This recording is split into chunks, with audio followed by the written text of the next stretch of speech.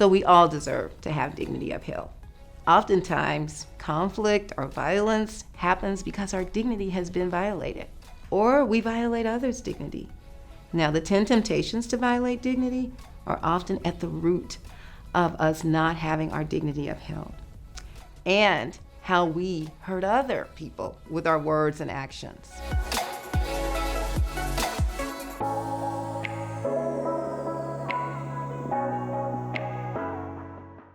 Acceptance of identity. Approach people as neither inferior nor superior to you.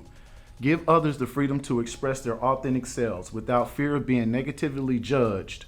Interact without prejudice or bias, accepting how race, religion, gender, class, sexual orientation, age, disability, etc. are at the core of their identities. Assume they have integrity. Recognition. Validate others for their talents, hard work, thoughtfulness, and help. Be generous with praise. Give credit to others for their contributions, ideas, and experience. Acknowledgement. Give people your full attention by listening, hearing, validating, and responding to their concerns and what they have been through. Acknowledge your own experiences as worthy and important. Inclusion. Make others feel that they belong at all levels of relationship, whether it's family, community, organization, or even in the nation. Safety. Put people at ease at 2 levels. Physically, where they feel free of bodily harm, and psychologically, where they feel free of concern of being shamed or humiliated. That they feel free to speak without fear of retribution. Fairness. Treat people justly, with equality and in an even-handed way, according to agreed upon laws and rules. Independence. Empower people to act on their own behalf so that they feel in control of their lives and experience a sense of hope and possibility. Understanding. Believe that what others think matters. Give them the chance to explain their perspectives, express their points of view, actively listen in order to understand them. Benefit of the doubt. Treat people as trustworthy. Start with the premise that others have good motives and are acting with integrity. Accountability. Take responsibility for your actions. If you have violated the dignity of another, apologize. Make a commitment to change hurtful behaviors. Dignity is something everyone deserves. If we don't experience our dignity being upheld, we are more likely to experience conflict or violence. In the next video, we'll talk about violations of our dignity. Until then, see if you can find an example of each of these 10 elements of dignity in your life, whether it's your favorite TV show, movie, or book.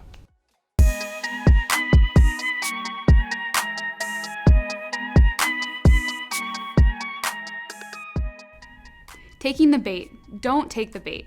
Don't let the bad behavior of others determine your own. Restraint is the better part of dignity. Don't justify getting even. Do not do unto others as they do unto you if it will cause harm. Saving face. Don't succumb to the temptation to save face. Don't lie, cover up, or deceive yourself. Tell the truth about what you have done. Shirking responsibility. Don't shirk responsibility when you have violated the dignity of others. Admit it when you've made a mistake and apologize if you've hurt someone. Seeking false dignity. Beware of the desire for external recognition in the form of approval and praise. If we depend on others alone for our validation of our self-worth, we are seeking false dignity. Authentic dignity resides within us. Don't be lured by false dignity. Seeking false security. Don't let your need for connection compromise your dignity. If we remain in a relationship in which our dignity is routinely violated, our desire for connection has outweighed our need to maintain our own dignity. Resist the temptation to settle for false security. So, avoiding conflict. Stand up for yourself.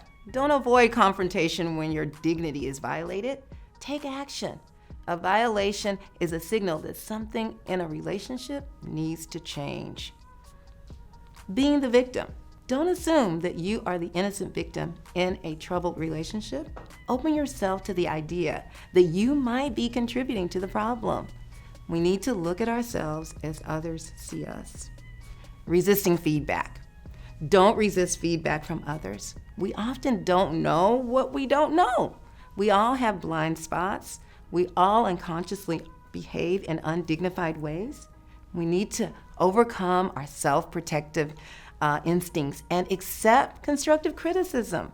Feedback gives us an opportunity to grow. Blaming and shaming others to deflect your own guilt. Don't blame and shame others to deflect your own guilt. Control the urge to defend yourself by making others look bad. Engaging in false intimacy and demeaning gossip. Beware of the tendency to connect by gossiping about others in a demeaning way. Being critical and judgmental about others when they are not present is harmful and undignified. If you want to create intimacy with another, speak the truth about yourself, about what is happening in your inner world, and invite the other person to do the same. So we've just taken some time to review the 10 essential elements of dignity, as well as the 10 temptations that exist to violate that. But you might be wondering, why is that even important? Well, knowing about dignity and about why the temptations to violate dignity are so important to us, it's because where conflict comes from. It's why I feel uncomfortable when, like, you've said something about me and it hurts my feelings. But some of the things that I struggle with often is that I don't know how to name what's wrong. And so dignity gives us a framework of being able to know, hey, that actually hurt because you didn't accept my identity or you didn't acknowledge me in this project. You know, I'm thinking back, like, you might not have given me the benefit of the doubt. Like, it really might not have been my fault. I might have been involved, but it wasn't my fault, and you didn't take any time to understand me or acknowledge my efforts. Yeah. And, you know. So what if I was a teacher and I saw you asleep in class? What's the normal response that happens there? So what are you doing sleeping in class? Go to the principal's office. Right. I'll probably send you out, right? Yeah. And did I give you a chance to explain your side of the story? Yeah, no. It's usually, oh, it's him. He's sleeping again. He must just be wanting to sleep in my class. You know, no one ever asks, like, why are you really sleeping in class? Right, and that's definitely a dignity violation, right? Because I didn't give Jalen a chance to explain why he is tired. So Jalen, why could you have been tired in class?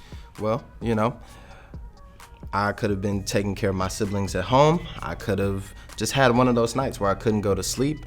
And, you know, something could have happened on the way to school where the only way that I know how to decompress is to sleep. Yeah, so knowing about dignity is really important because it allows for not only students to express themselves better, but teachers as well. And I think that's one of the benefits of knowing about dignity and the temptations to violate dignity.